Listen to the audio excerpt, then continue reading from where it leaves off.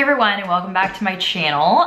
This is actually a different area of me filming because in the winter time when the leaves on the trees like all start falling down, my kitchen is like one of the brightest areas of the house, and so I thought I should probably be using my natural light to be filming. Anyway, this is probably going to be just the new area slash setup for the winter time where I'll be filming. I might do a couple like in my bedroom too because there's some nice natural light in there, but my living room back here, which is where I usually film, that it's just so dark for some reason at times, and so this is where we're gonna be.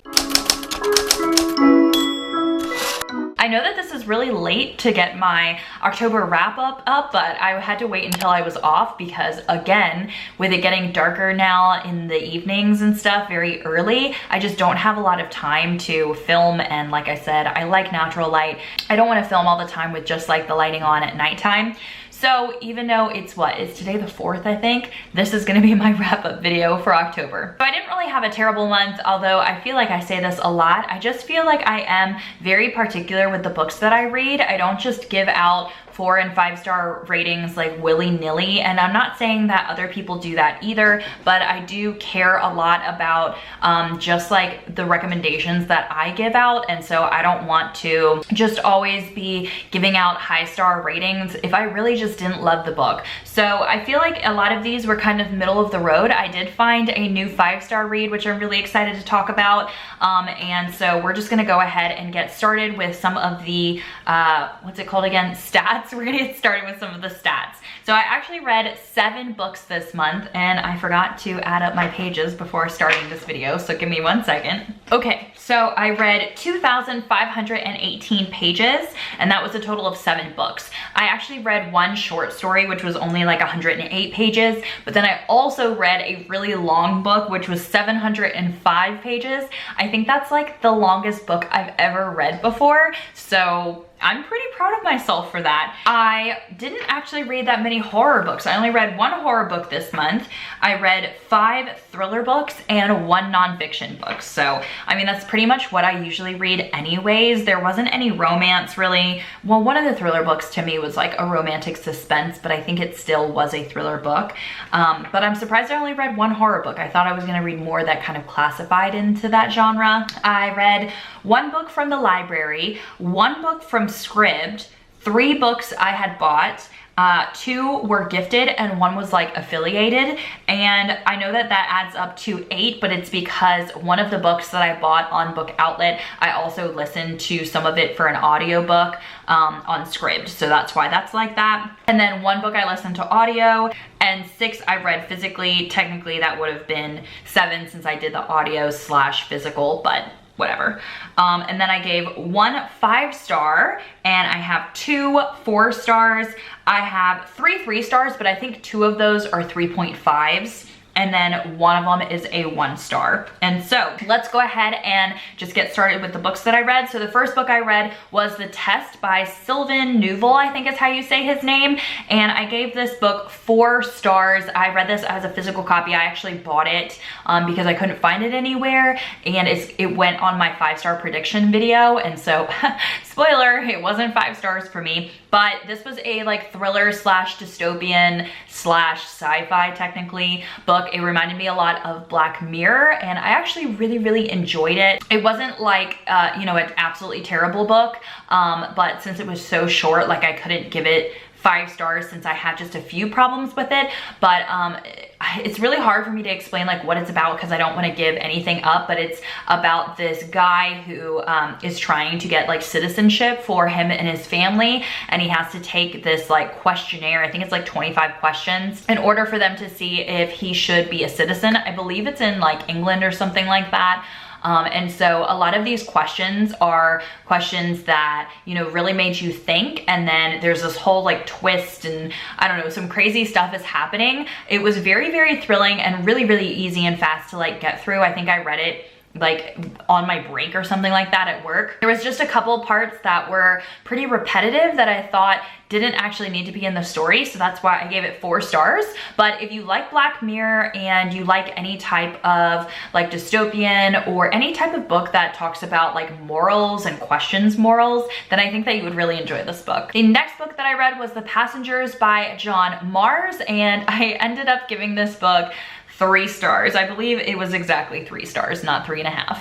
But I don't know. This was also in my 5-star prediction video, and it's just not, it's not what I thought it was going to be. I thought it was going to be super thrilling. I thought it was going to be almost like The Test, where, you know, again, you're questioning morals. And I mean, it did have that in it. It was about these 9, I think it was 9 passengers that got locked in these self-driving cars, because like the world is like, they all have self-driving cars, like whatever future this is, locked in there, and they're all like, the GPS, I guess, is taking them to, wow, my fridge is like really loud. But anyway, the GPS is taking them to like do like a collision course together, and so they're all gonna die, except that it's being broadcasted live. It's like this hijack type of terrorist attack, I guess. And the people have to like tweet and vote, and you know, there's all these hashtags on like who should live. So they're actually like being voted on who was like the better human and who should be the one to live. I thought this was gonna be more thrilling, but to me this book was a lot more political and had this like message it was pushing towards you, and I just don't like books like that. Like, I am not someone that wants to talk politics. I totally take myself out of everything involving politics, and so I also do not want to have to read books that are trying to push a message towards me as well. And so that really like made my rating go down. Plus, I didn't connect with any of the characters. Like I said, there were like 9 characters, and some of them, you know, died pretty early on in the book, so you like didn't know about them at all. And then a lot of them just weren't great people to begin with, so I didn't feel like I was really rooting for anybody because I thought they were all really trashy people. And then I also didn't understand like why this girl character Libby was like such a big character in the book, and the whole like voting process. I don't know, it's just not what I thought it was going to be. And I found it to be really thrilling in the beginning when you were learning about the hijacking and the self-driving cars. Like, I wanted more that had to do with the hijacking, but then the rest of the book was just really, really boring because it was all about the voting process and like that type of thing, so it just didn't do it for me. The next book that I read was The Bullet Journal Method by Ryder Carroll, and this I gave 4 stars, but I actually think I would give it 4.5. Like, it was very, very, very good, and I just filmed my plan with me, and so I'm really excited for you guys to see, because I started using a bunch of the tips that like Ryder Carroll gave. I wish I would have read this book a long time ago. I'm not exactly sure when it came out. I think it might have been this year or like last year. It might have came out last year. But if you haven't read it yet and you love bullet journaling, or you just like planning in general and you want something super functional, this book tells you exactly how, like, I don't know, it was just like he was reading my mind. I just wanted to find a process on how to bullet journal very efficiently, and this was the way to do it. And it just made so much sense when I was reading how he sets up his journal, how he does his collections, how he does his to-do list, and then how to even flip back and forth between all of those things. And you'll see it in my plan with me because I explain it. I even do it like in front of you guys. I migrate my tasks from last month to this month, and I'm gonna be doing that every single month, so that way if some of you are a little confused, you get to see that and you get to see how I'm migrating my systems. I don't know, I just loved it so much, and it makes so much sense. And so I'm really, really excited to set up my journal for 2020 because I just feel like it's gonna be way better than the journal, or even the journals that I've had the last couple years. This is my, I'm going into my 3rd year of bullet journaling, and I'm not an artist to begin with, And so that was one hesitant that I had when I first started bullet journaling. I thought that I was going to have to draw all these fancy spreads, and I'm not, like I can't do that. And so every time I would set up my bullet journal, I would always try and be doing something different or something fancier, or learn how to draw something. And I felt like I was spending all this time setting up spreads that weren't really getting used. Like I would try habit trackers all the time, and I don't use habit trackers. And so this just totally makes sense because I'm such a list person, and that's exactly what this is. So this book was a great read for me. The only reason I docked like I guess half a star now is because there were just a couple things in the back that just didn't really like relate to myself, and so I just found like that there were a few chapters that were just a little boring to me, but some people might really like it, and I think it, like, everybody that bullet journals should read it just to see if that method would work for them. I'm not saying that the method works for everybody, but it was just like a light bulb moment for me, and I loved it. The next book I read was The Secret She Keeps by Michael Robotham, and I read this during my night marathon readathon that I hosted, and so I will try and link the whole playlist up above because I did daily vlogs if you haven't seen those, and I really enjoyed this book. I gave it 5 stars. It's one of my new favorites, and I'm really excited. This is a thriller book. It's actually kind of a light thriller in my opinion. One of my friends, Pam, read it and she enjoyed it, and she likes what she calls thriller light. And so if you're a beginner to thrillers, I think that you would really like this book because it wasn't extremely dark or twisted, and it didn't have a lot of like gory murder scenes or anything like that. It's a domestic thriller involving 2 pregnant women, and one of them sees this other lady and thinks that her life is so perfect, and she ends up learning that her life isn't as perfect, but she's like trying to, you know, like she wants everything that that lady has. And for some reason I love books like that. Like I love books about women that see other women and they're like, I want to be like her, like let me stalk her and stuff. Oh no, my battery's dying, stop. Okay guys, I'll come back and finish filming this a little later. All right, hey guys, I'm back. Now that my battery is charged, I literally went and did a bunch of like errands and stuff, so let's finish this wrap up. Life of a booktuber right here. But I really enjoyed The Secret She Keeps because it was like the synopsis was so super vague that you didn't really know what was going to happen. So I feel like reading the whole entire book, it was just such a like spoiler throughout the whole book that I felt that I felt like there were a lot more twists than was in a normal thriller. I feel like a lot of times nowadays, thrillers, they give away a lot of the story in the synopsis, and so then when you're reading, you kind of already know what's happening. It's just the 1 or 2 like big plot twists that you don't know. But with this one, there was so much that I didn't know because it didn't tell you that in the synopsis, and so I really enjoyed it. I enjoyed all of the twists and turns. I was shocked for a bunch of them, and I really enjoyed the ending, and just like how you just really didn't know what the ending was. It's kind of one of those like very, I don't know, not really ambiguous, but kind of like a light ambiguous ending. You know, it's not super set in stone. So I really enjoyed that. Plus, we did a live show. It was our Thriller Talks After Dark, like book of the month that we also did as a buddy read for Night Marathon. So I will link that up above for you guys because Shelby and Kendra and I had like a great time talking about it. And I also really love doing the live shows because I felt like I enjoyed the book even more after talking about it because we were talking about the characters and their personalities and how they reacted and how each of us liked or disliked certain characters because of certain things. And so I really enjoyed this book. There are some trigger warnings for infertility, miscarriage, stillborn, all of that type of stuff. So just like go into it, you know, just knowing those things.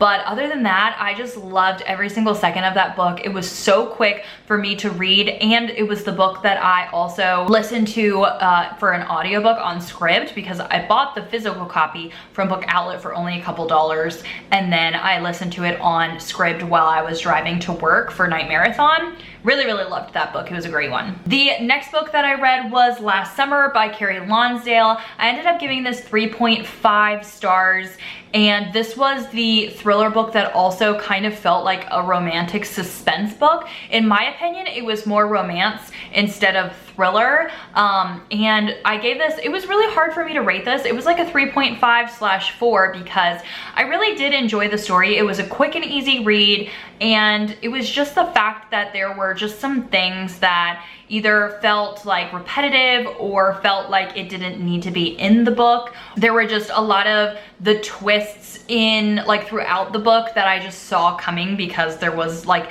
it's not like the author tried to, you know, make you think something else. It was like, oh, this might be it.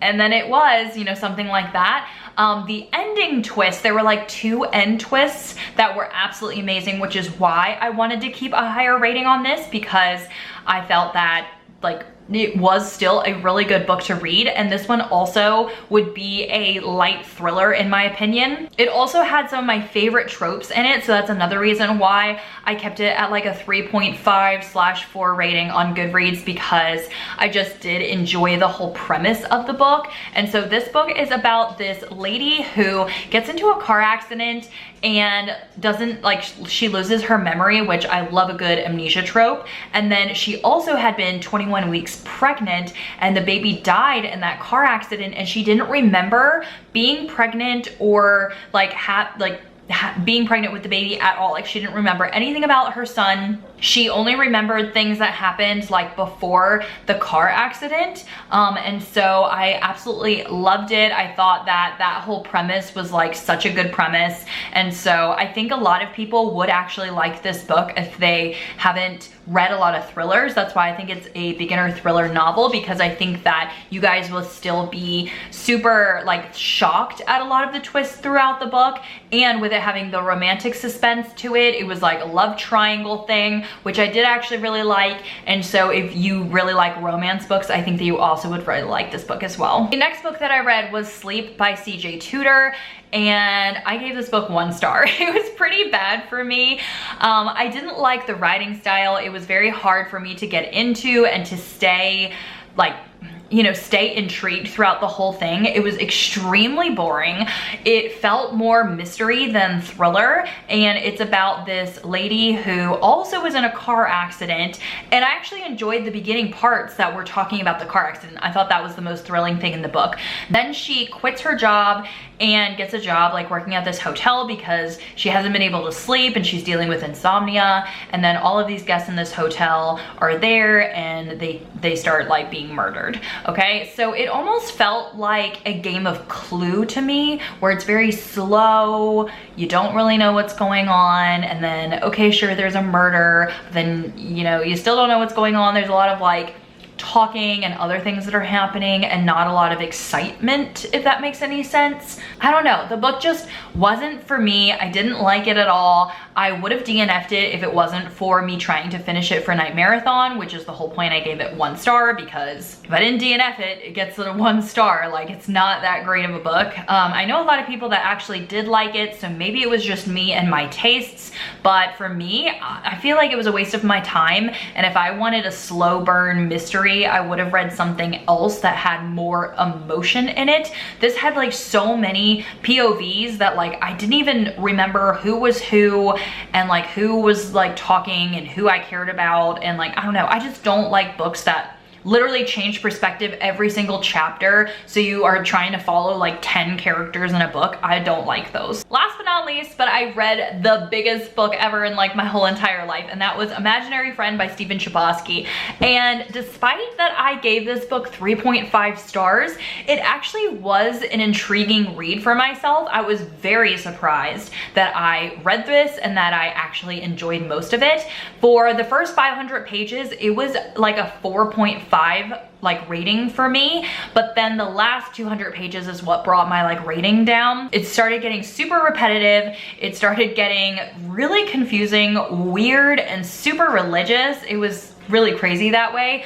So that's why like those last 200 pages like really brought my rating down. But other than that, it was actually a great horror read. It was super scary. I actually haven't really read a book that I legitimately was like scared of, but this book actually felt like I was watching like a horror movie. It had a lot of those like weird aspects, and I feel like if this was a movie, it would be really, really great. This book is about this, I think he's like 7 or 8, 7-year-old boy. I think his name's Christopher, and he has gone missing for 6 days because he meets this like imaginary friend person, and then he comes back from being missing, and he has all of these like crazy powers. Like he became smart, and then his friends are becoming smart because they're hanging out with him, and there's just a lot of like different things. There are different characters in this book, and I really liked the characters. Like I really loved Christopher's mom, and then I really liked this side character who's like this teenage girl, Mary Catherine. I really liked reading her perspectives of things as well. Stephen did a really good job like flipping back and forth between the perspectives.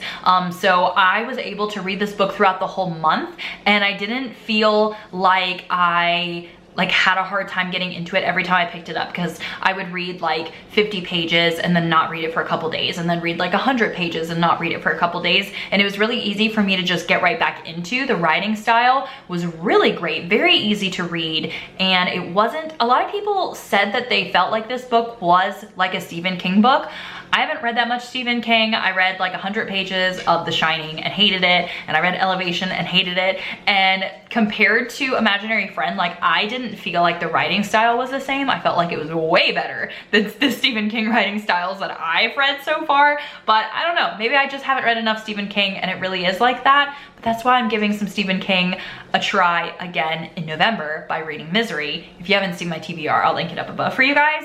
But anyway, those are all the books that I read in October. And like I said, like I felt like I had a pretty good month. Like it wasn't like I hated every single book, but with having the 1 5-star read, that was really great because I love finding like 5-star reads. It's like one of my favorite things. I love it so much. Anyway, if you've read any of these books, definitely let me know down in the comments. Let me know like what you rated them, if you agreed or disagreed. I love hearing other people's perspectives. I think that's it for this video. So I will see you guys in another video. Bye everyone.